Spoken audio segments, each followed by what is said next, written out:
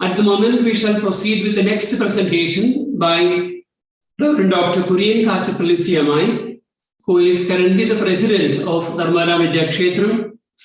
Father Kurian holds a master's in English literature, another master's in psychology, a licentiate in philosophy, and a PhD from KU Leuven in Belgium. He has been serving DVK as its professor of philosophy and religion, and he's a prolific writer with 15 books to his credit and a number of articles. As of now, as I said, he is the president of Dharmala Vidya Kshetram and the executive director of the International Process Network.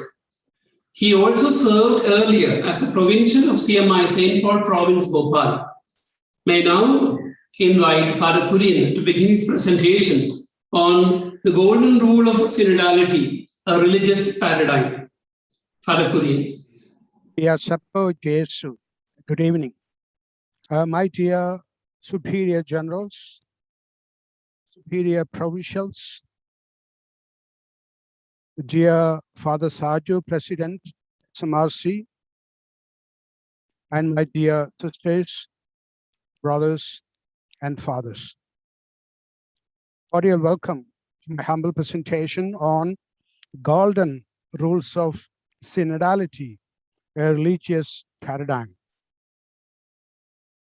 These are some of the points I will introduce during my presentation, just for your memory's sake. Community, a process of journeying with. Then I follow two rules. It is not about you, rule number 1, and rule number 2 is only about you. Then conclusion. This is my opening statement. The religious, whether it be sisters, brothers, fathers, have an important role to play in promoting the synodality. I want to underline that. And in helping the church experience this necessary synodal conversion, which Father Thomas also referred to a conversion, to which God is calling the church today. This is my opening statement. In the course of time, I will explain the why and the how of this promotion of synodality and synodal conversion. As we all know, the term synod, as I'm going to introduce two meanings. The first one, synodos, meaning a meeting or assembly. In that case, assembly is a church, as it is stated in Lumen Gentium Articles 9. And also we know community is also an assembly of people. Therefore, the religious community, you say, is also a synod. But this is more important for me. The etymology of the word synod comes from the two Greek words, we all know that. Syn, together, and horos, the way or path. That means synod indicates the path along which the people of God, in our context maybe the religious, walk together. Fundamentally, therefore, I would say synodality is about journeying together, walking together. And my claim is this. The religious life has a very concrete experience of this working together. That's how I am going to establish. Now, how? Through his long experience of community life. And secondly, collective decision-making bodies such as chapters and councils, maybe at the general level, at the provincial level, at the local level. So two important tools. One is the life as such, and then our actions, decision-making actions. Both would prove that our invitation is to walk together, journeying together. That's why perhaps Pope Francis said, community or community life is the best gospel we the religious can preach. Now, coincidence, I don't know whether you have thought about community. Etymologically, one of the derivative meaning is cum oveo, to move with, to walk with. And that exactly is all about synodality, journeying together. Now, these are my two golden rules, which would facilitate us to journey together. Don't get confused because the rules appear alike, but they are not. The first rule, it is not about you. And second, it's only about you. Hope you can remember. It is not about you. Second, it's only about you. Now, the first rule, it is not about you. Here we are invited for an attitude of a servant. As a result, we are supposed to do two things, something negative and something positive, as it is presented by the famous writer Cicero. He would say, first, don't harm anybody. As you may recall, the very definition of gentleman in Oxford Dictionary is this. A gentleman is one who inflicts no injury on others, no harm on others. You see, and that also serves as the foundation of the natural law. Natural law, we know the two aspects of the natural law, do good and avoid evil. Therefore, the first part of this attitude of servant is don't do any harm on others. Secondly, focus your life for the common interest alone, not for self. No ego is playing around. And we have a supreme model in the person of Jesus Christ. As it is recorded in Matthew 20:28, the Son of Man has come not to be served, but to serve. To be at the service of each and everybody. That's why perhaps we, the priests, are sometimes called minister. Minister means to serve. And we all know the Pope is called Servus Servorum Dei, the servant of the servants of God. That's exactly the first rule is about. It is not about you, rather, it is all about others. I live, talk, do for the sake of the other. It's not about you, it is about others. And Pope Francis very emphatically said, in religious life, there is only one road, and that is service. You may have many qualities, but if you are not a servant, you will fail. Therefore, the first rule underlines the necessity to be at the service of others, as Jesus became a servant of all. Now, what are some of the challenges facing this servant attitude? I'm going to present three important challenges for your memory's sake. Number one, competition. Number two, diffidence. And number three, glory. Later, I will connect these three challenges with the three temptations of Jesus. Now, first one, competition. This I have taken from the famous book, Leviathan by Thomas Hobbes. You see, competition presupposes that we all are equals. That is the idea. Because we are equal, if he can do, I can also do. But the main purpose of that competition is to gain assets, money, wealth, whatever. That is the idea of competition. Now, we know that we all are not equal. That is a fact. Equality, in my humble opinion, is only a myth. You don't see two people who are equal. You don't see two places which are equal. You don't see two things which are equal. We are all in a kind of gradation. That's why Platonites said the great chain of beings. We are all different. We are all unique. There's no question of equality per se. So therefore, competition, the question to be asked whether it should make a sense. Now, second challenge is diffidence. What is diffidence? Mutual mistrust. Right? This is a two-way. I don't trust you, and you also don't trust me. Although Leviathan explains this mutual mistrust, I would say in all of us, there is some sort of basic trust. Take our own life instances.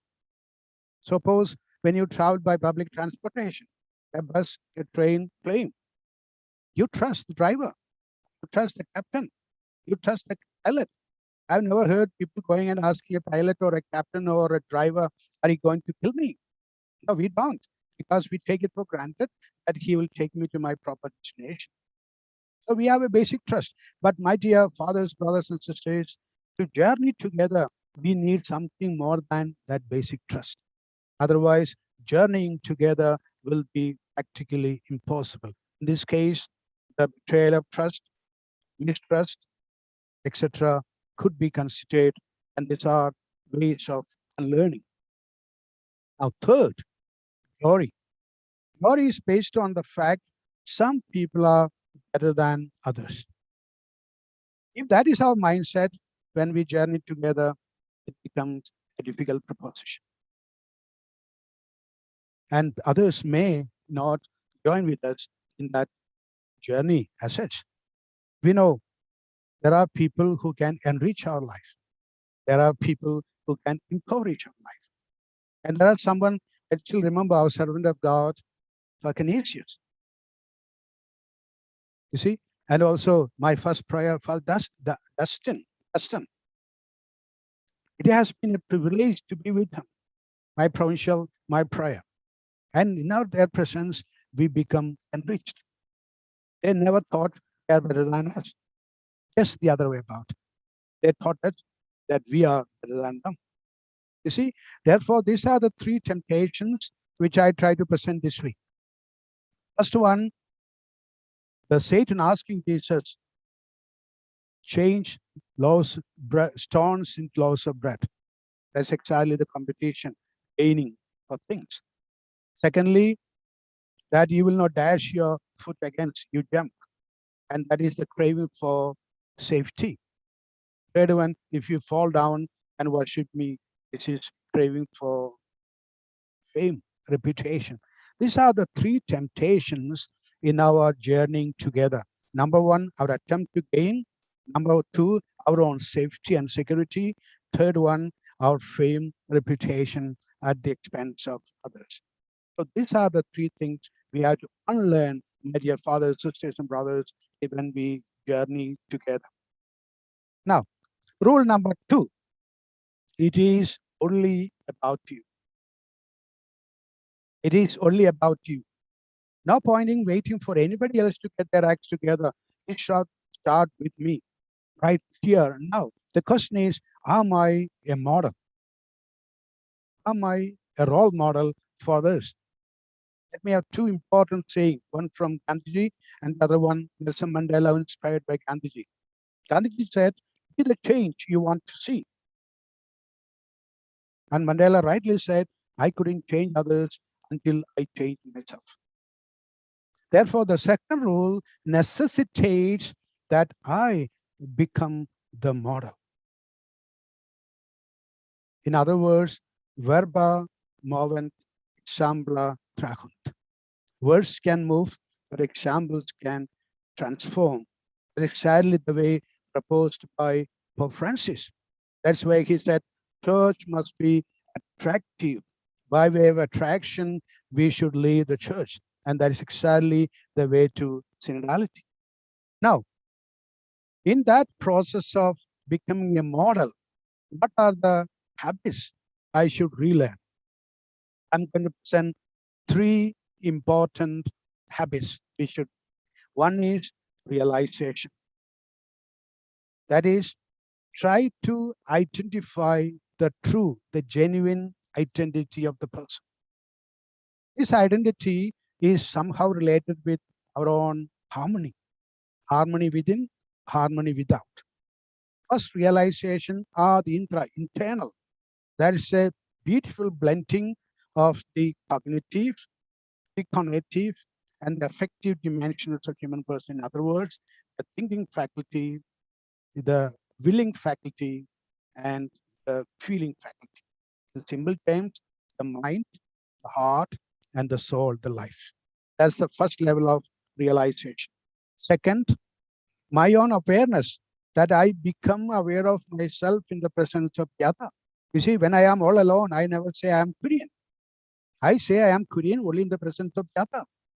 In other words, the other helps to become aware of myself. And then we know Other and myself, we survive, we exist, we live, move around in this nature, in this world. And my faith will say, this nature, this other, and myself, we are all in the divine care and with the divine will. This is the twofold realization. Now, second, understanding. That is the second habit we have to relearn. Understanding is not imposing my vocabulary on the other, and then I claim, oh, I know. When we have felicitations, when we have birthdays, we choose the best adjectives from the dictionary and say it's such and such. My dear, in my humble opinion, that's not understanding. That is imposing our vocabularies on the other. Instead, understanding is standing under. Standing under, so much so, you let the other reveal himself or herself. I need the humility, the basic humility to listen, so that I learn from the face of the other. Others should talk, others should act, others should behave or communicate to me. So much so then I can say, I understand. And thirdly, this is very important, that is discourse. Discourse is meaningful articulation of words that are life-giving, just opposite to what we call prattle, loose talk, gossip. Gossip's also articulation of words, but they are mainly life-threatening, detrimental to life. Instead, when we follow these two rules, we engage in discourse. The typical example is Jesus' discourse on the bed. You know, while Jesus was talking, many people left saying, oh, this is a hard teaching. And Jesus asked Peter and the apostles, do you want to leave? And as we read in John 6:68, Peter replied, Lord, where shall we go? You have the words of eternal life. Therefore, when we are led by these two rules, then we'll be excellent in self-realization, in understanding, and we engage in discourse. As a result, what happened? We all become part of a game. I like this very much. The horse analogy is summarized here. We are playing badminton. Take each action, serve well, and return well. Play cool. And remember, we all begin love all. That should be the basic attitude when we journey together. The resolve, the courage, the adventure to love all. How? Serving well, returning or answering well, and playing cool, cool down the others' weaknesses. And thereby, we take a new resolve, a new vow as we march on together with my brothers, sisters, and everybody. What is that resolve? If you can do it, I too can do it. And if you cannot do it, I must do it. Therefore, the ball is in my court. The ball is in your court. Let's not blame the church. Let's not blame the archbishops and the bishops. Let's not blame anybody.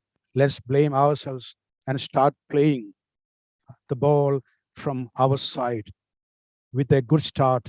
Love all. Thank you. God bless you.